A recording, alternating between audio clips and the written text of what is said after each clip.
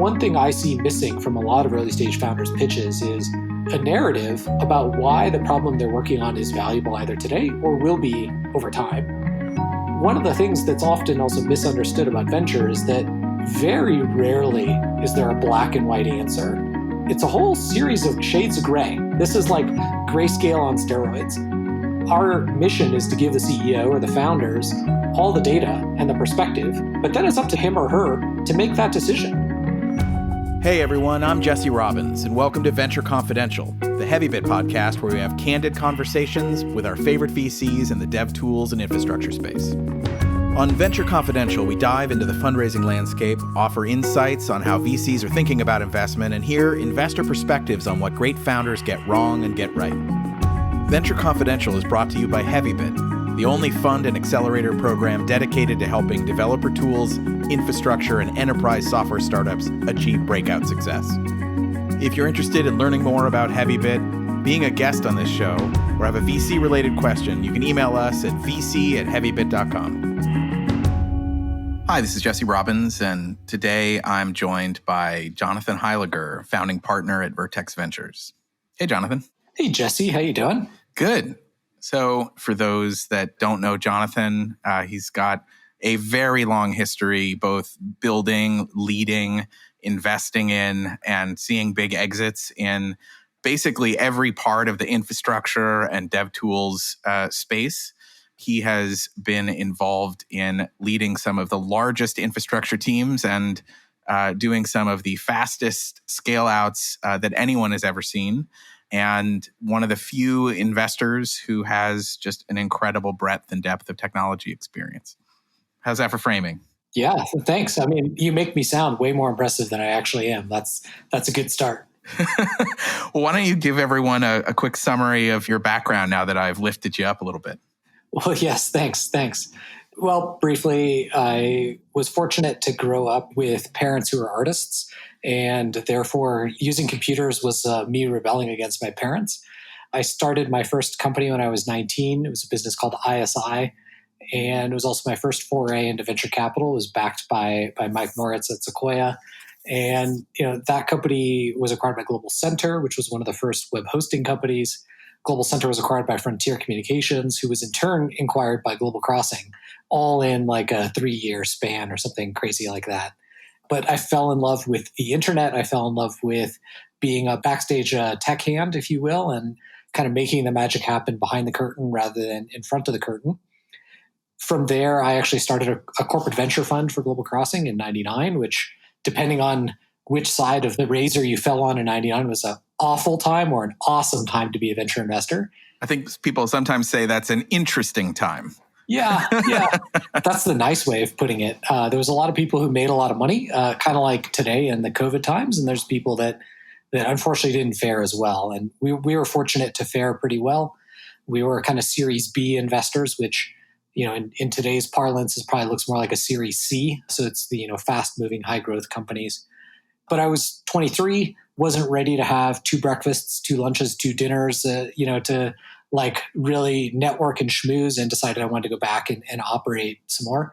I met Ben Horowitz, Mark Andreessen, Insik Ree, and Tim Howes, the 4 founders of Opsware, became their first hire. I was the services guy, or basically they would say I was the guy gullible enough to carry a beeper for some software folks. And for those of you who don't know what a beeper is, Jesse and I may actually still have beepers in our nightstand drawers. There's little devices that just have a 10-digit alphanumeric display on them, and you have to send little codes using the 10 digits available to you.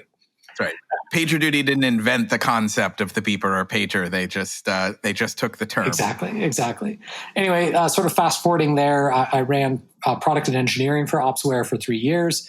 We went from 0 to 600 employees, then back down to 100, and then even lower. We raised hundreds of millions of dollars, took the company public, and then almost got delisted. Ben wrote a book about it. There's that. And you were COO of that company, right? I was COO of Opsware. I ran product and engineering, which was about half the company or so. And it was a really unique experience. I've definitely been blessed in my career that while I've been an operations person and an engineering person, I've also been kind of the product rather than the ancillary support function. So funny enough, my next job was that ancillary support function. I worked at Walmart and I worked in IT for the online store. And my thesis for joining Walmart was I wanted to see what life was like in retail and multi-billion-dollar scale. And I learned the term basis points that, now I use all the time and I sound really smart rather than, 0.5%, it's 50 bips and you just sound really cool. But at Walmart, IT was just that. It was a cost center. So we put forth different, quote, innovative ideas. Hey, let's not use Teradata. Let's use some new data warehouse technology. We'll save literally $100 million a year. And the answer we got back was, oh no, someone, whoever, just signed this big deal with Teradata. You should just use that. It doesn't matter that we could save $100 million or get some new insights. All we want you to do is, instead of being 17 bips of revenue, go down to 14 bips of revenue, but do the same things. And you could see how Amazon really dominated the online retail landscape. Amazon was a very serious player. They actually had a platform. This was pre-AWS that hosted Target and other large retailers on their site. And Walmart considered using them as well, but ultimately decided to build their own. Anyway, I didn't really enjoy being the back-end guy that was treated like the back-end guy. I much preferred being the product. I left Walmart and joined Sequoia Capital, was there for a couple of years as a sort of technology advisor. I worked with any number of partners and portfolio companies on engineering and product strategy and hiring and kind of architecture, all kinds of different things. It was basically a really long job interview for Sequoia.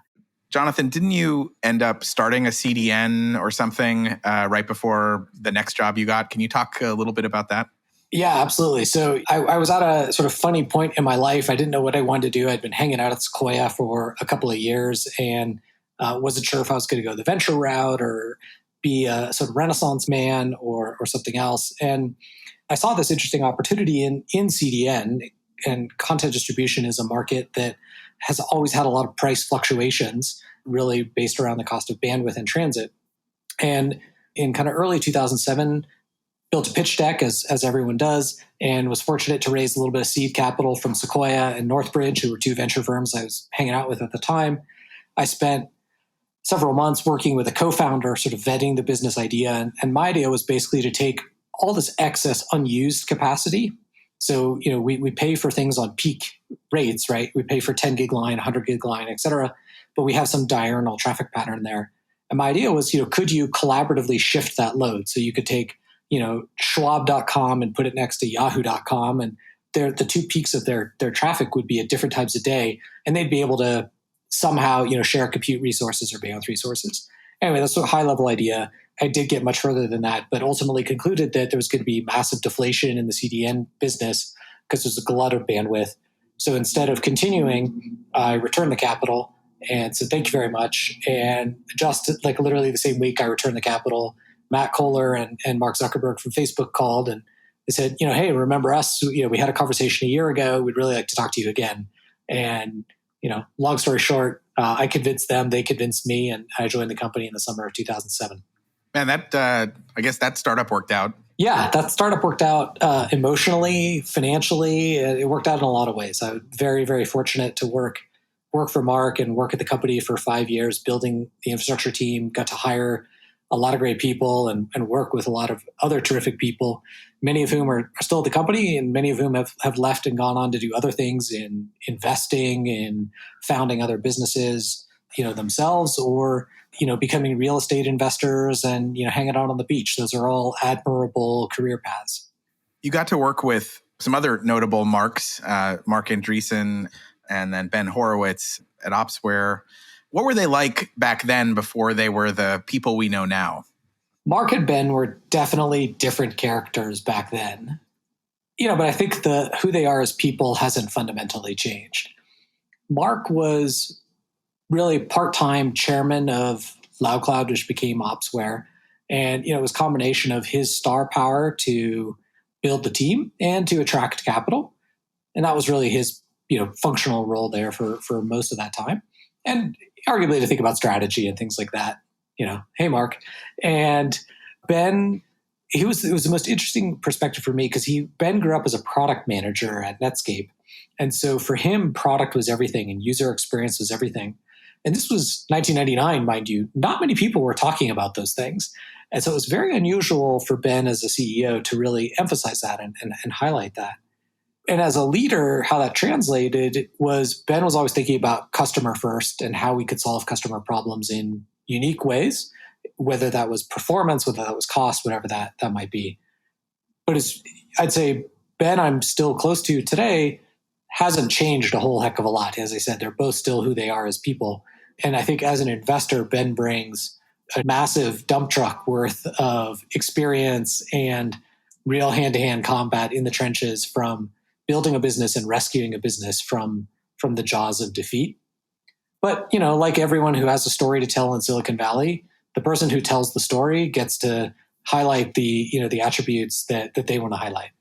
Over the years, I have gone to you for advice constantly, both as an infrastructure peer as well as a founder and entrepreneur. How have you found that your actual experience in industry and as an investor helps you and helps the companies that you work with? What unique advantages does it give you?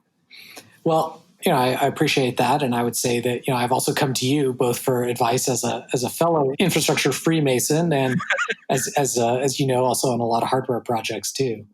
So let me start with this, which is, I think venture is great for people who are curious, people who like to be a mile wide and an inch deep, at least people coming out of technology roles. But that said, there's some challenges. Like I'm a doer by nature. I like to tinker. I like to build things. I still play with Lego. Both my wife and I like to design and build homes or offices. It's a passion, and we don't do it for profit. We do it for ourselves. And so, I give you that context because I'm still adapting to what is fundamentally being a water boy with founders, which is the role of a venture capitalist, and having to influence, to counsel, to cajole is very different than I want to go north. We're going to go there, and here's the 5 reasons why.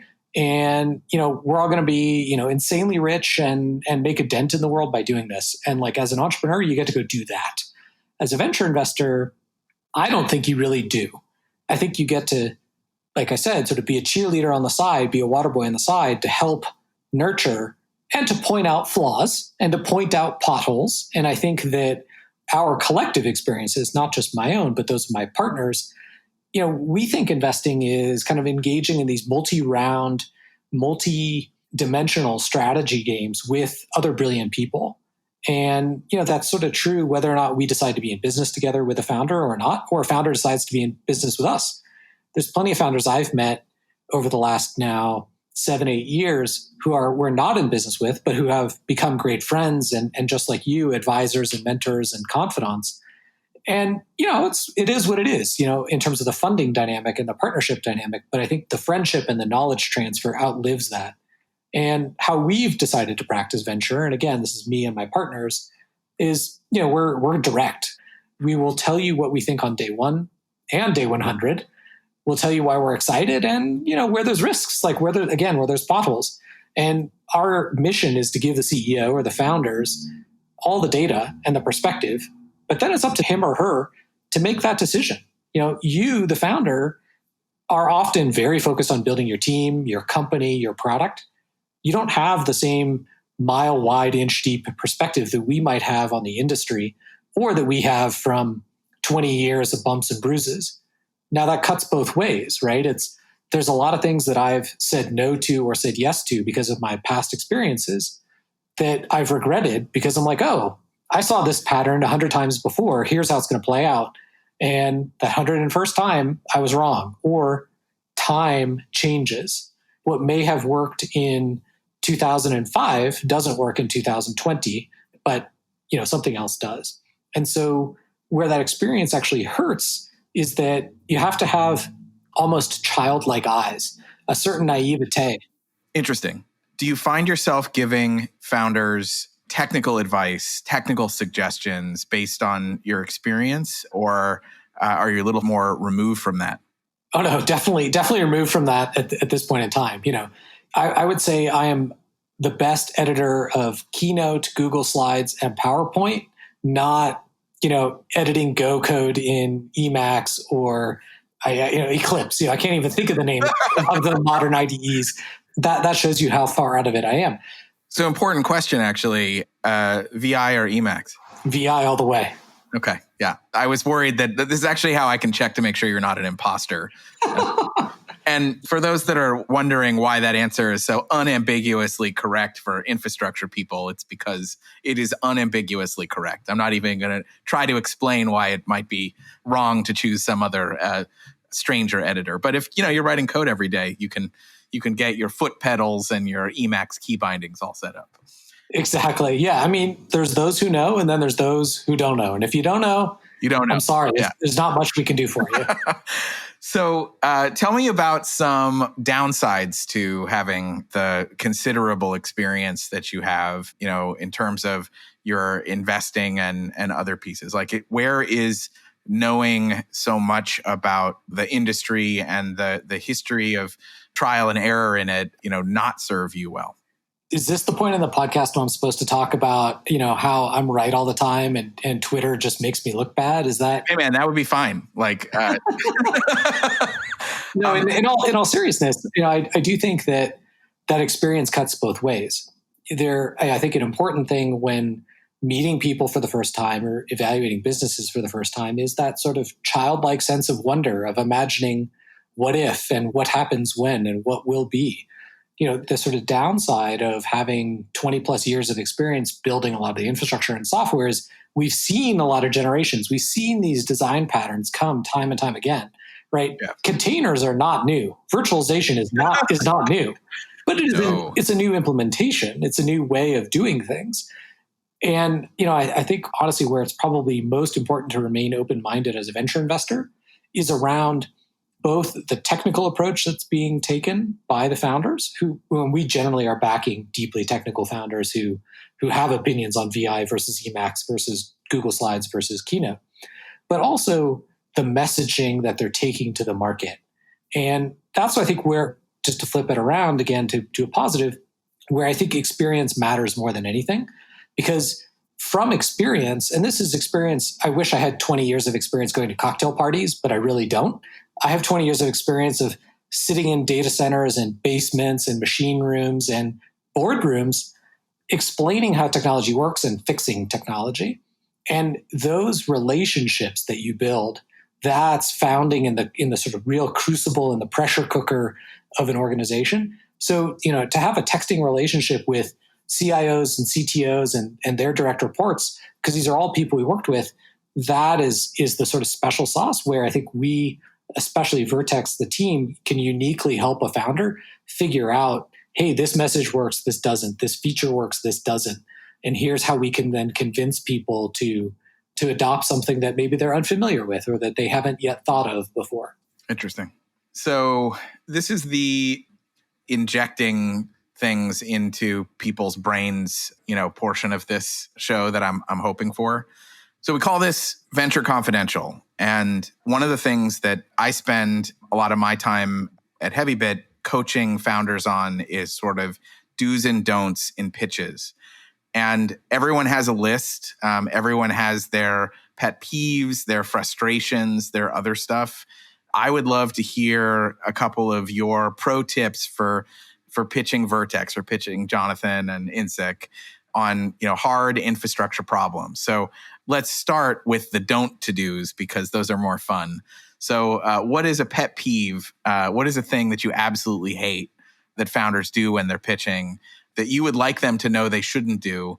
And then we'll get to how to hack Jonathan Heiliger's brain. Got it. Can I actually talk about pet peeves that the Vertex team do with founders who are pitching us? Absolutely. So Vertex US primarily invests in seed and Series A companies. About half of our time and dollars go into nouveau infrastructure, and the balance is split up in a couple of markets, but predominantly business SaaS, sort of productivity software tools, things that non-IT buyers would buy. And then we spend some time in other markets like manufacturing with our investment in Desktop Metal, or construction and things like that, where I've spent time. So I think this perspective is predominantly oriented towards founders that are building the next generation, infrastructure software. And for me, one of the most important things to talk about early on is why is the problem valuable, but not just hard? And especially with all of the water rushing towards the cloud providers, and increasingly so, there are a whole lot of very hard infrastructure problems to solve, whether they be storage or compute optimization or monitoring or many other things. Configuration management, absolutely, right? Some of those are not actually valuable problems. They are very hard computer science problems. They are perfect papers to present at, your favorite IEEE or ACM conference, but they don't actually make for a good business because of how enterprise buyers are increasingly buying. And they've shifted their dollars from buying from the PC makers, the HP, Dells, IBMs of the world, to now the new names are Amazon, Google, Microsoft.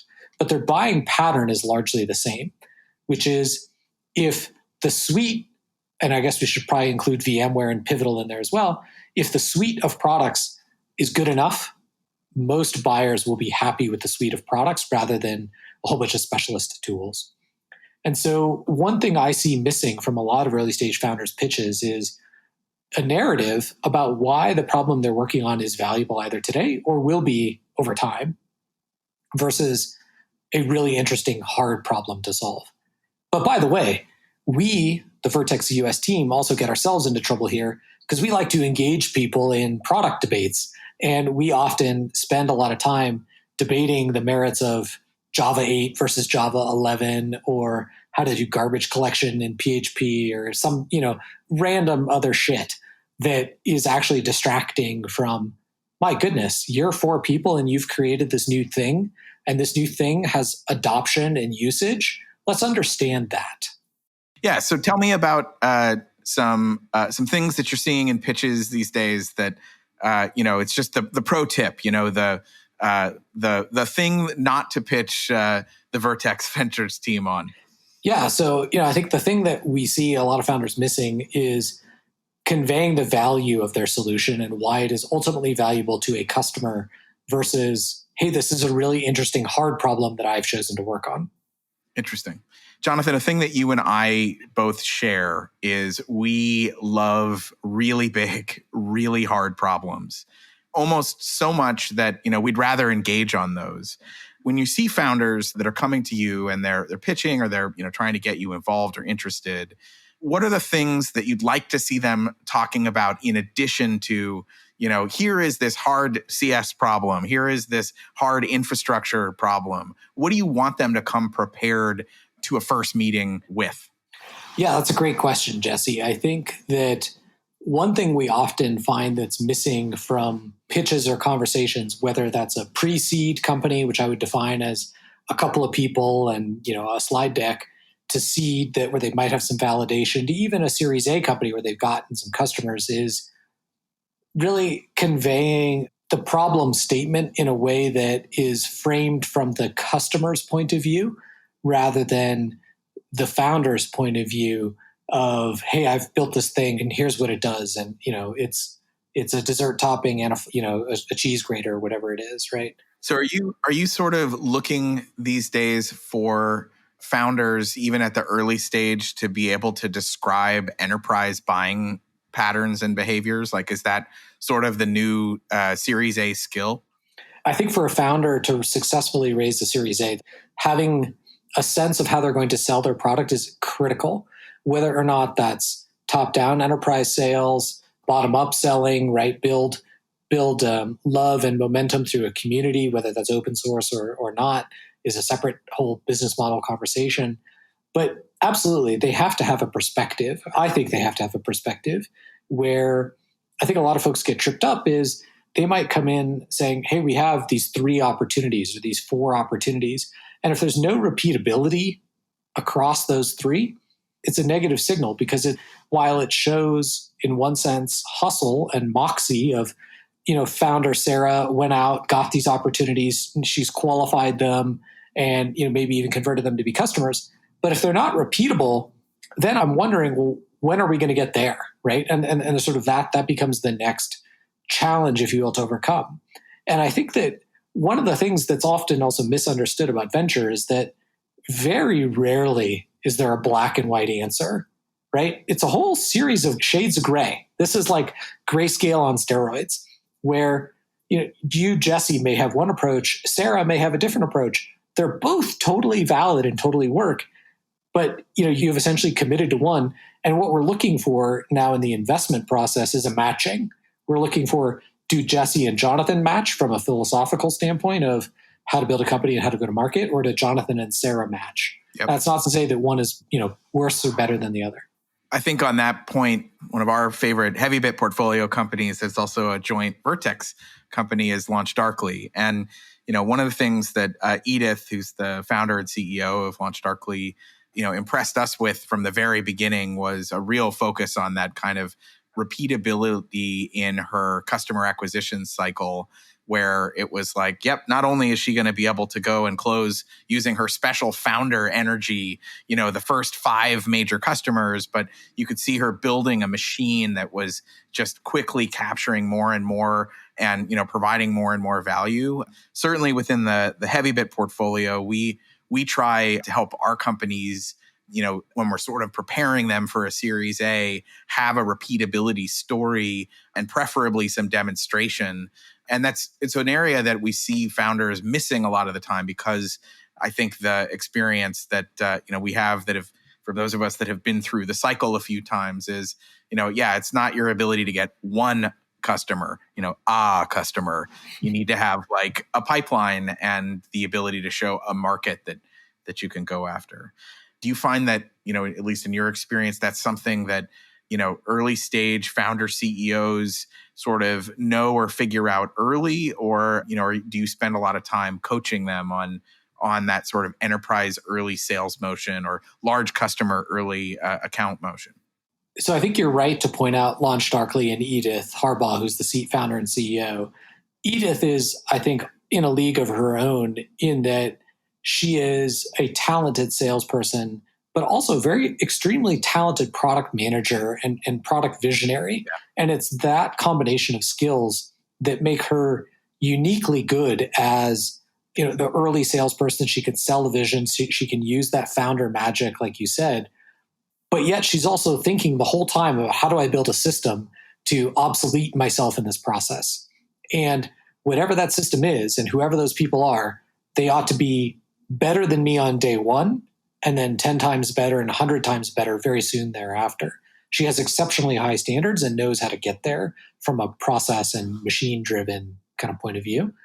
And so I think that we spend a lot of time coaching founders, especially technical founders, on the importance of figuring out really the customer pain early on. Another company I was involved with as an angel investor called Thousand Eyes was founded by Mohit Lad and Ricardo Olivier out of their grad work at UCLA. And they were just acquired by Cisco for kind of about $1 billion, which was a phenomenal kind of journey for them over about 10 years. But one of the things that impressed me the most about Mohit is he hand-to-hand sold the first about $1.5 million of revenue at the company, and was just steadfastly against hiring a sales executive until he could really show this pattern of repeatability. And I think along those lines, I was actually having this conversation with a founder just an hour ago. We're not invested in his company. We're just kind of getting to know each other. And he's like, hey, I've got, half a dozen POCs, and I think I'm going to hire a sales leader in the next quarter. And my advice to him was, I was like, hang on a minute. Like, go turn those POCs into customers. Don't just stop at 6, but get 10 more or 20 more to really understand and have a good data set before you bring on a sales leader, or even, like hire an account manager, an account executive, so that the CEO doesn't have to do everything from opening the door to closing the sale, right? But, before you hire a sales leader, especially as a technical founder, I think it's tantamount to really understanding the sales process and the kind of the customer journey, customer point of view. Yeah. Over a long career as an investor, you said you've gotten a lot better at, editing Keynote and Google Drive docs. What are some absolute don'ts that founders should know about, pitching, certainly early stage? Like, what would you like to eradicate from the pitch process if you could? Honestly, I'd say the main thing I'd love to eradicate from the pitch process is the pressure that everybody with venture dollars puts on founders, myself included, I've had a lot of conversations with peer investors about this, who, especially people who have been founders and become VCs. My money is the same color as Martin Casado's money at A16Z, and he and I talk about this all the time. That the differentiation is really the person, and so I think it's very personal when a founder says no to a venture investor, and it's mostly personal as well when a venture investor says no to a founder. And so I wish there was a way of let's actually get to know each other before we decide whether or not we want to be in business together for the next decade. Because, by the way, the one person the founder cannot fire is their investor. A founder can fire the executives they hire. A founder can fire even the independent board members she hires. Founders can fire the customers, everything. The one person they cannot fire are their investors. It's very painful, very difficult, very messy. But in terms of pitching, I think especially for first-time founders, people who are pitching for maybe for the first time or raising their seed or Series A for the first time, a lot of time people get bad advice to do this "we're raising, not raising" situation, and or having a conversation with an investor. At least, I'd like to say someone like myself who's a good person and might be able to help in ways other than just lining the bank accounts of the company, is not just around the fundraising moment, but it's about the journey of building a relationship. So the two things I hear from founders often is, hey, we're not raising, we don't need to talk to VCs. All right. Hey, maybe I could give you a customer or two. Maybe I can help you think about a problem or two. Maybe I can help you hire a person or two.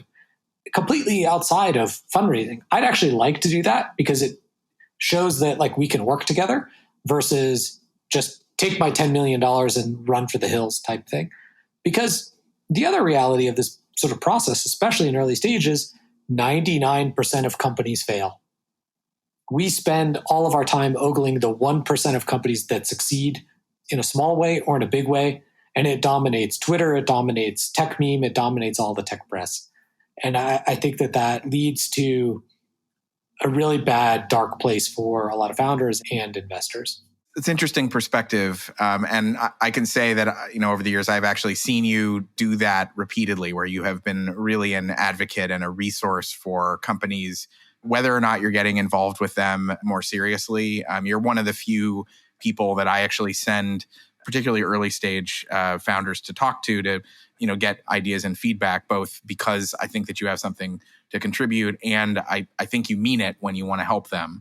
I'll tell you that, at least in my experience, it's not universal that it's sort of safe if you're not ready to raise to talk to Series A and Series B investors. And inside of Heavybit, we spend a lot of time, telling our portfolio founders and our CEOs, don't take a meeting and don't set up a meeting until you're actually ready to raise. Predominantly because people are going to form an opinion of you where, if particularly in larger firms where people don't have experience with, the difficult early days of figuring out product market fit and other stuff, that, you end up in their CRM and, that CRM follows a funnel. And, if you're not already a high growth, super exciting company, you actually burned yourself on a cycle, even though the meeting should have been safe. So I guess it's interesting because I think the thing you want, which is, more of those conversations, it is unique to a very small subset of investors in the infra and DevTools space, in part because the space has gotten so hot. And so, when you and I, started out, going back to when I started Chef, the types of people that were founding companies like ours were rare.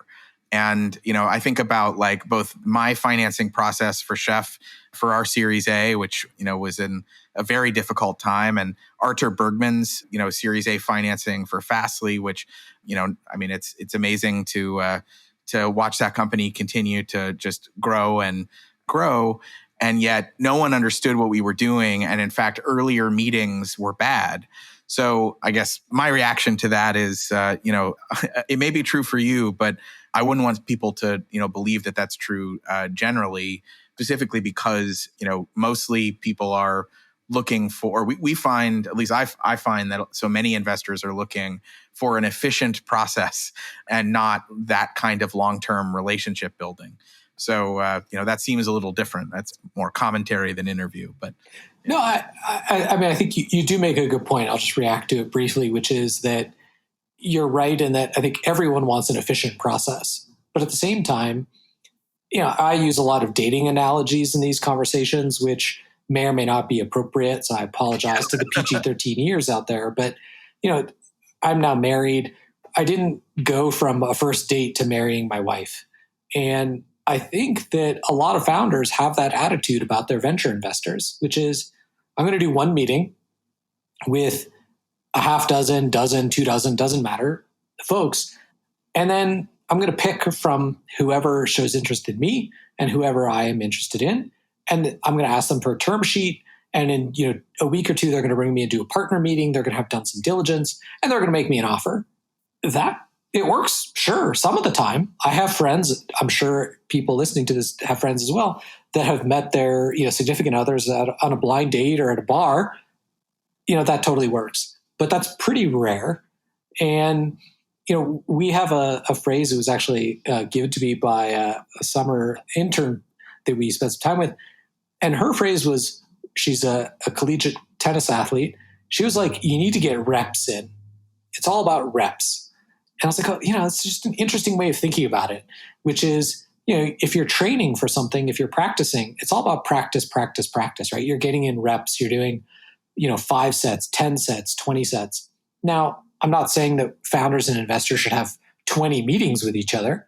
But for example, the first investment we made during COVID, my partner INSIC made, we had, one rep with the founders individually, one rep with the founders over a video.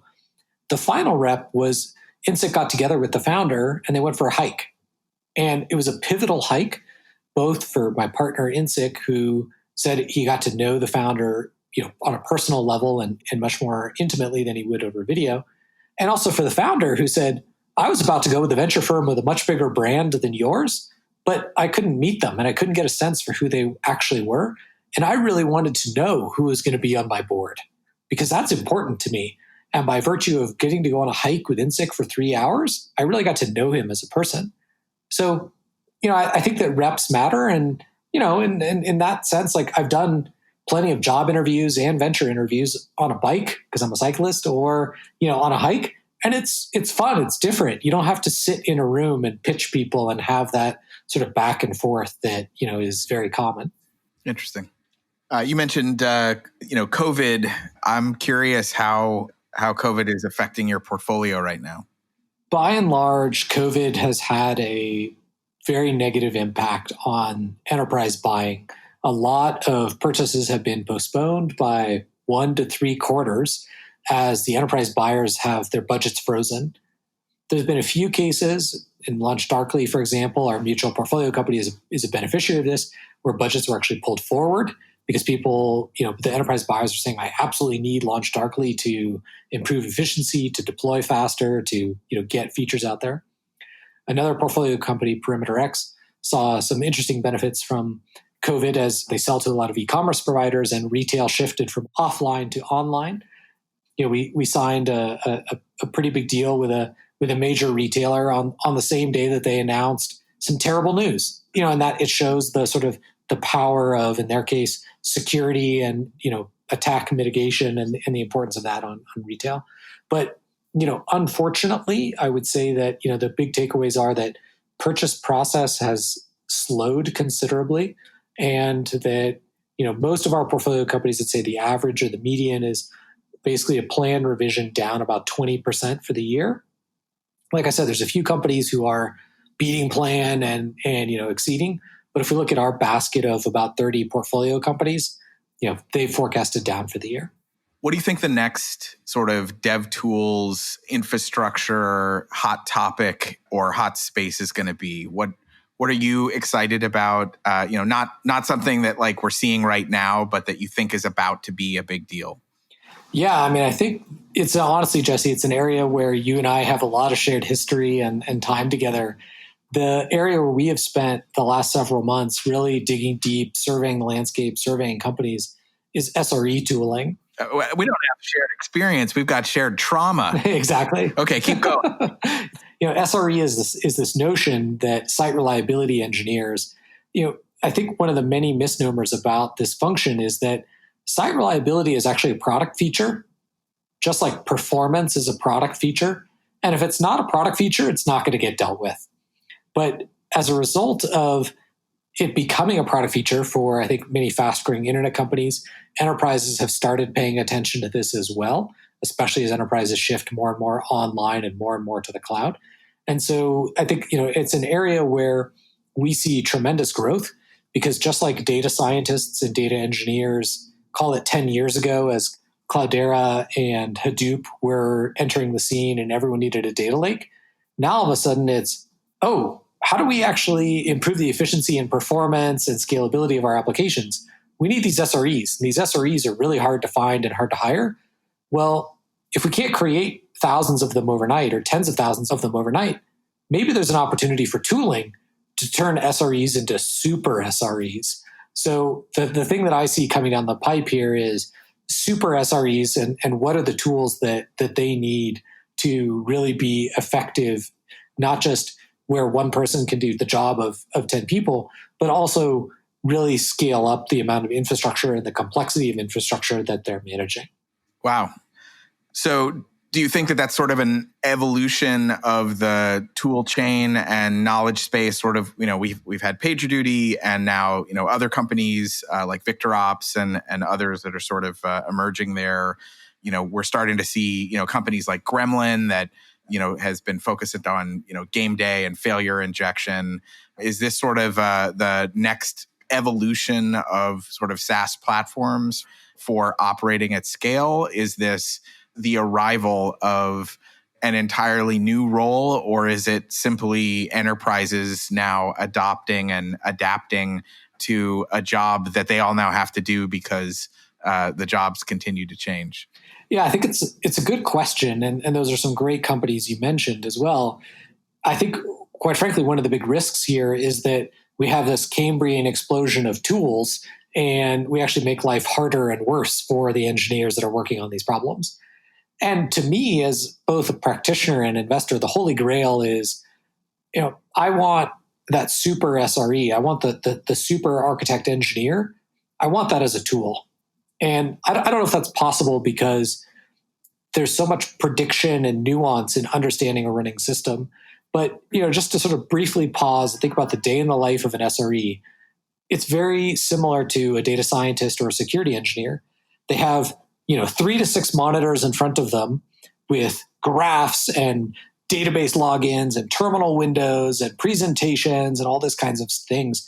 And they're furiously copy and pasting data between the systems to understand what's actually happening inside of their engine, inside of whatever is running their website. And so to me, the holy grail is can we take that and package that up into a tool, into a piece of automation that is predictable and doesn't get irritated when it doesn't get coffee and doesn't need to be fed a steady diet of Macallan in the evenings. I don't know that that's possible, but what I do believe is possible is that with tools like Gremlin or LaunchDarkly or service catalogs or new ways of monitoring systems with distributed tracing, is that all of a sudden that engineer's job gets a whole lot easier because they have a lot more visibility and they can actually reduce the surface area of the number of tools they need to interact with every day to troubleshoot things. And what that ultimately leads to is a more highly available system and a much more easily troubleshooted system. I think that the changes you're talking about in the enterprise space are happening because enterprises are going from Java monolith to Java, maybe less monolith to maybe microservices. And those new platforms bring with them all kinds of new tooling and service needs. Jonathan, this has always been an absolute pleasure. Really appreciate the time and perspective. This has been a lot of fun. For those that want to reach out and get in touch, what is the best way to, find you, reach you, and share the next big idea? Yeah, man. Thanks so much for having me on this inaugural episode that you're hosting. I've had a blast. To find out more about Vertex Ventures US, you can go to our website, vertexventures.com. You can also email me, Jonathan, directly. My email is ajh@vertexventures.com. Awesome. Thank you so much, and look forward to talking again soon. Thanks for listening to this episode of Venture Confidential. Venture Confidential is brought to you by Heavybit, the only fund and accelerator program dedicated to helping developer tools, infrastructure, and enterprise software startups achieve breakout success. If you're interested in learning more about Heavybit, being a guest on this show, or have a VC-related question, you can email us at vc@heavybit.com.